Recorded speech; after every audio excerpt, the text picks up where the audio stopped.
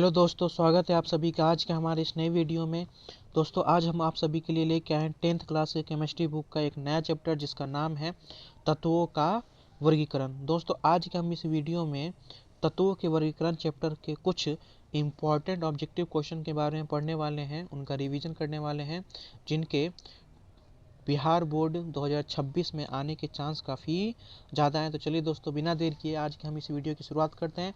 तो दोस्तों हमारा सबसे पहला प्रश्न है, आवर्त सारणी के उदाग्र स्तंभों को क्या कहा जाता है। यानी कि आवर्त सारणी में जो उदाग्र स्तंभ होते हैं, यानी कि जो इस तरह के स्तंभ होते हैं, उनको हम क्या कहते हैं। तो हमारे ऑप्शन हैं वर्ग, आवर्त, समरूप या कोई नहीं। तो सही जवाब होगा ऑप्शन नंबर ए, वर्ग।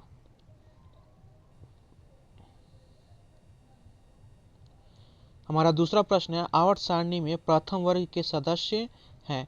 ऑप्शंस हैं अम्लीय धातु, क्षारीय धातु, अक्रिय गैस या मिश्र धातु। तो आवर्त सारणी के जो प्रथम वर्ग के सदस्य हैं यानी वर्ग एक, उनको हम किस नाम से जानते हैं। तो ऑप्शंस है सही आंसर है ऑप्शन नंबर बी, क्षारीय धातु के नाम से जानते हैं। हमारा अगला प्रश्न है, आवर्त सारणी में शून्य समूह का तत्व है। ऑप्शंस है शून्य समूह किसे कहते हैं। तो आवर्त सारणी का जो आखिरी वर्ग है वर्ग 18, इसको हम शून्य वर्ग के नाम से जानते हैं। तो इन ऑप्शन में इस समूह का कौन सा तत्व मौजूद है। तो ऑप्शन है सबसे पहला हाइड्रोजन, हीलियम, कार्बन डाइऑक्साइड या Cl2 यानी क्लोरीन। तो सही जवाब होगा option number B, helium. Helium जो है वो वर्ग 18 का तत्व है। हमारा अगला प्रश्न है, मीथेन में कितने सहसंयोजक आबंध हैं। सहसंयोजक आबंध क्या है, ये पिछले वीडियो में भी बताया जा चुका है। सहसंयोजक आबंध का मतलब होता है बॉन्ड। तो मीथेन का अणुसूत्र क्या होता है, CH4। और इसको अगर हम तोड़ के इसका संरचना सूत्र लिखेंगे तो C और क्या होंगे 4 हाइड्रोजन चारों तरफ से। तो इसमें कितने बॉन्ड है, 1 2 3 और ये 4। तो इसका सही जवाब होगा ऑप्शन नंबर बी, 4 सहसंयोजक बंध होते हैं। हमारा अगला प्रश्न है, आधुनिक आवर्त सारणी में तत्वों के वर्गीकरण का आधार है। यानी कि आधुनिक आवर्त सारणी में जो तत्वों का वर्गीकरण किया गया है वो किस आधार पर किया गया है। तो ऑप्शन है परमाणु आयतन, परमाणु घनत्व, परमाणु द्रव्यमान या परमाणु संख्या। तो सही जवाब है ऑप्शन नंबर डी, परमाणु संख्या के आधार पर किया गया है।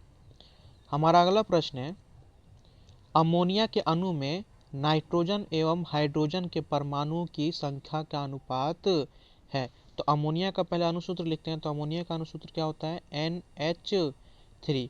तो आप इसमें देख सकते हैं कि नाइट्रोजन कितना भाग है, 1 भाग, और हाइड्रोजन कितना भाग है, 3 भाग।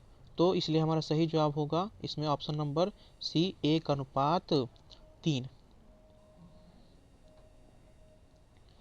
हमारा अगला प्रश्न है, लोहे की परमाणु संख्या है। ऑप्शन है 23, 26, 25 या 24। तो सही जवाब होगा ऑप्शन नंबर बी, 26। हमारा अगला प्रश्न है, आधुनिक आवर्त सारणी में वर्गों की संख्या होती है। यानी कि आधुनिक आवर्त सारणी में वर्गों की संख्या कितनी होती है। तो ऑप्शन है 9, 18, 11 या 10। तो सही जवाब होगा ऑप्शन नंबर बी, 18। यानी कि आधुनिक आवर्त सारणी में टोटल वर्ग कितने होते हैं। तो 1 से लेके 18 तक होते हैं। हमारा अगला प्रश्न है, ओजोन के एक अणु में ऑक्सीजन के परमाणु की संख्या होती है। ऑप्शन है 1, 2, 3 या 4। तो पहले हम देखते हैं ओजोन का अणुसूत्र क्या होता है। तो ओजोन का अणुसूत्र होता है O3। तो ओजोन में ऑक्सीजन के कितने अणु मौजूद हैं। तो ऑप्शन हैं 3। यानी कि ओजोन के एक अणु में ऑक्सीजन के 3 परमाणु उपस्थित होते हैं। हमारा अगला प्रश्न है, आवर्त सारणी में कितने आवर्त यानी क्षैतिज पंक्तियां होती हैं। आवर्त क्या होते हैं। तो आवर्त सारणी में 2 तरह की लाइंस होती हैं। एक लाइन इस तरह की होती है, इस तरह से आवर्त सारणी होता है हमारा। तो इसको हम जो इस तरह की लाइंस होती हैं इसको हम कहते हैं वर्ग, और जो इस तरह की लाइंस बनती है उसको हम कहते हैं आवर्त। तो आवर्त सारणी में टोटल आवर्त कितने होते हैं। तो 7 आवर्त होते हैं। तो हमारा सही जवाब होगा ऑप्शन नंबर सी। हमारा अगला प्रश्न है, हीलियम कैसा तत्व है।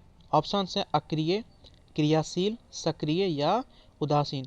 तो इसके पहले भी आपको हीलियम के बारे में बताया गया है कि हीलियम जो है वो शून्य वर्ग का तत्व है, मतलब वर्ग 18 का तत्व है, और वर्ग 18 को शून्य वर्ग के नाम से भी जाना जाता है, या अक्रिय, उनके जो तत्व होते हैं वर्ग 18 के, उन्हें अक्रिय तत्व के नाम से जाना जाता है। तो हीलियम जो है वो एक अक्रिय तत्व है, यानी ऑप्शन नंबर ए सही जवाब होगा। हमारा अगला प्रश्न है, आवर्त सारणी में कितने आवर्त हैं? तो ऑप्शन हैं 7, 9, 8 या 12। तो सही जवाब होगा ऑप्शन नंबर ए 7। हमारा अगला प्रश्न है, त्रिक का नियम निम्नलिखित में से किसके द्वारा प्रतिपादित किया गया है? हमारे ऑप्शन हैं न्यूलैंड्स द्वारा, दूसरा ऑप्शन है डोब्रेनाइनर द्वारा, तीसरा मेंडलिफ द्वारा, चौथा मोजले द्वारा। तो सही जवाब जो है वो है ऑप्शन नंबर बी, डोब्राइनर द्वारा। यानी तिर्यक डोब्राइनर द्वारा कौन सा नियम दिया गया था? यहाँ हम बाकी सारे नियम के बारे में देख लेते हैं। हाँ, सबसे पहला नियम यानी तत्वों का वर्गीकरण किया था डोब्राइनर ने, और उन्होंने कौन सा नियम दिया? तो उन्होंने दिया था तिर्यक नियम। यानी सबसे पहला नियम आया त्रिक का नियम। दूसरा नियम दिया गया न्यूलैंड्स के द्वारा, जिसे हम कहते हैं अष्टक नियम। तीसरा आया जिसे हम कहते हैं आवर्त, इन दोनों के बाद आया आवर्त सारणी, जो कि किसके द्वारा दिया गया था? मेंडलिफ के द्वारा। और उसके बाद आया आधुनिक आवर्त सारणी, जिसे हम आज पढ़ते हैं, और वो किसके द्वारा दी गई थी? तो मोजले द्वारा दी गई थी। हमारा अगला प्रश्न है, अष्टक का नियम निम्नलिखित में से किसके द्वारा प्रतिपादित किया गया? तो अभी पहले ही पिछले ही प्रश्न में बताए हैं। ऑप्शन हैं लोथरमेयर द्वारा, मेंडलिफ द्वारा, डोबेराइनर द्वारा या न्यूलैंड्स द्वारा। तो सही जवाब होगा ऑप्शन नंबर डी, न्यूलैंड्स द्वारा। हमारा अगला प्रश्न है, मेंडलिफ के आवर्ती नियम के अनुसार तत्वों के गुणधर्म इनमें से किनका आवर्ती फलन होता है? यानी कि मेंडलिफ के अनुसार, नियम के अनुसार जो तत्वों के गुणधर्म होते हैं वो किसके आवर्ती फलन होते हैं? तो हम सबको पता है कि मेंडलिफ की जो आवर्त सारणी थी वो किसके आधार पर सजाई गई थी? ऑप्शन है परमाणु संख्या, परमाणु द्रव्यमान, परमाणु आयतन या परमाणविक आकार। तो सही जवाब होगा ऑप्शन नंबर बी, परमाणु द्रव्यमान। हमारा अगला प्रश्न है, मेंडलिफ ने तत्वों को किसके बढ़ते क्रम में वर्गीकृत किया? ऑप्शन हैं परमाणु संख्या, रासायनिक अभिक्रियाशीलता, परमाणु द्रव्यमान या संयोजकता। तो सही जवाब है ऑप्शन नंबर सी, परमाणु द्रव्यमान।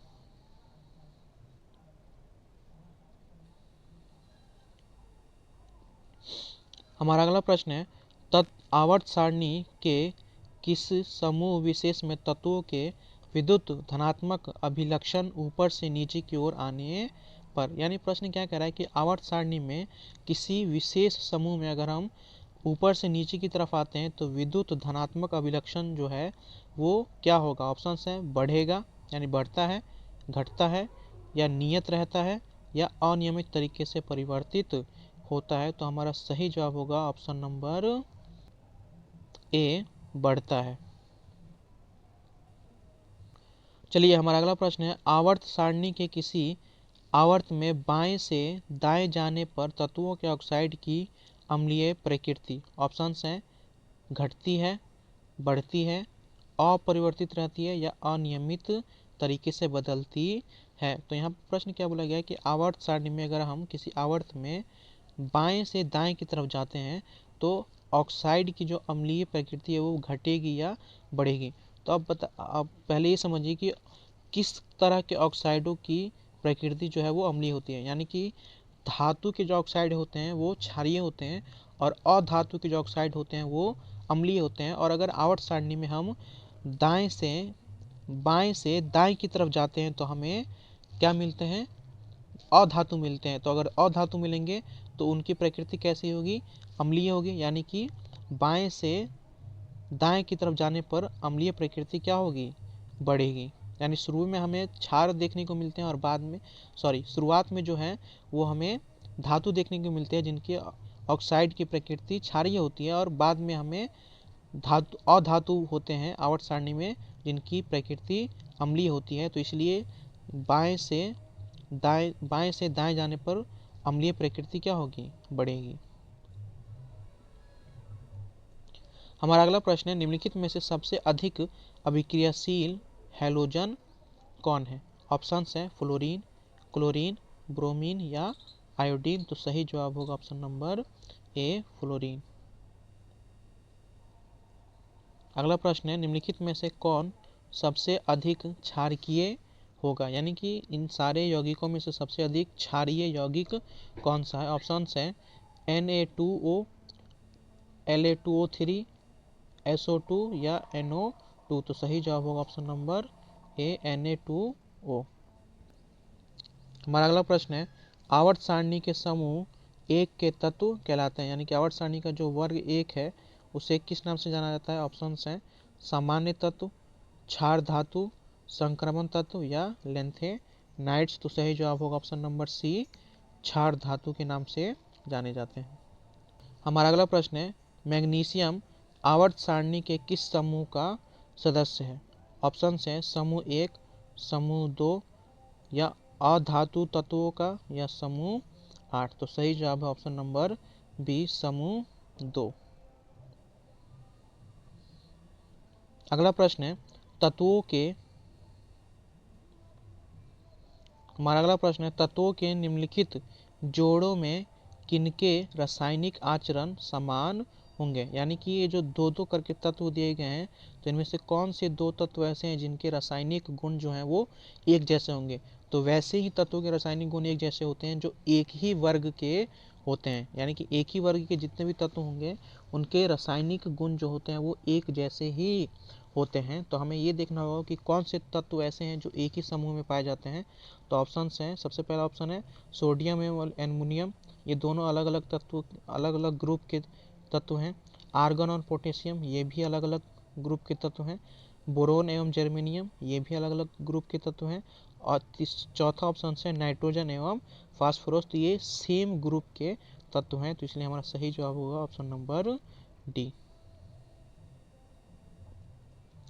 हमारा अगला प्रश्न है, निम्नलिखित तत्वों में से किसकी संभावना है कि यह अधात्विक अभिलक्षण को प्रदर्शित करता है।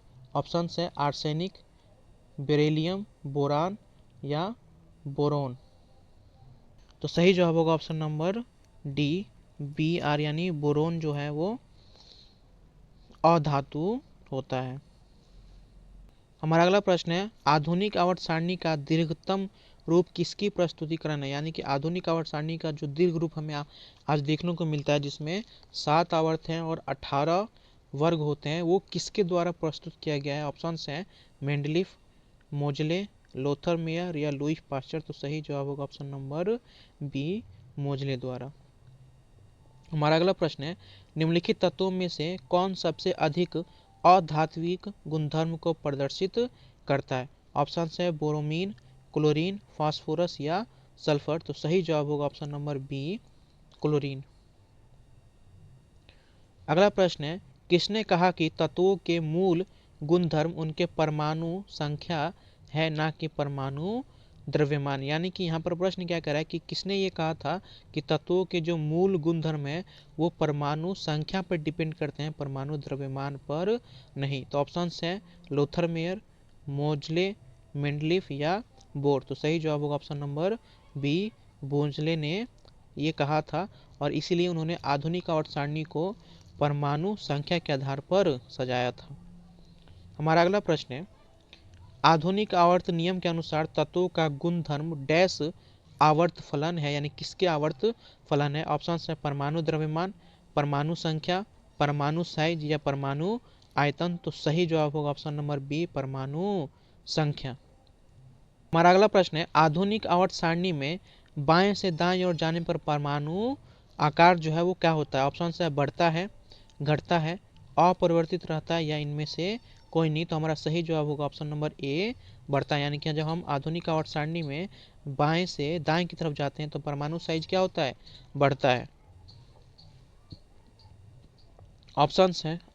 अगला प्रश्न है, वुल्फगांग डायरोबनर किस देश से संबंधित है, यानी कि डोबेराइनर जो है वो किस देश के रहने वाले हैं। ऑप्शंस हैं फ्रांस, जर्मनी, अमेरिका या ऑस्ट्रेलिया, तो सही जवाब होगा ऑप्शन नंबर बी जर्मनी। हमारा अगला प्रश्न है मेंडलीफ का जन्म कब हुआ था? ऑप्शंस हैं 1834 ईस्वी में, 1835 में, 1836 में, 1837 में, तो सही जवाब होगा ऑप्शन नंबर ए 1834 में। चलिए हमारा अगला प्रश्न है भारतीय संगीत प्रणाली में संगीत के कितने सुर होते हैं? ऑप्शन है 5, 6, 7 या 8, तो सही जवाब होगा ऑप्शन नंबर 7। और ये संगीत के सुर कौन कौन से होते हैं? तो सबसे पहला है सा, दूसरा है रे, गा, मा, पा, धा, नी। ये हमारे संगीत के 7 स्वर होते हैं। हमारा अगला प्रश्न है जब मेंडलीफ ने अपना कार्य आरंभ किया तब तक कितने तत्व ज्ञात थे? ऑप्शन है 61, 62 या 63, तो सही जवाब होगा ऑप्शन नंबर डी 63।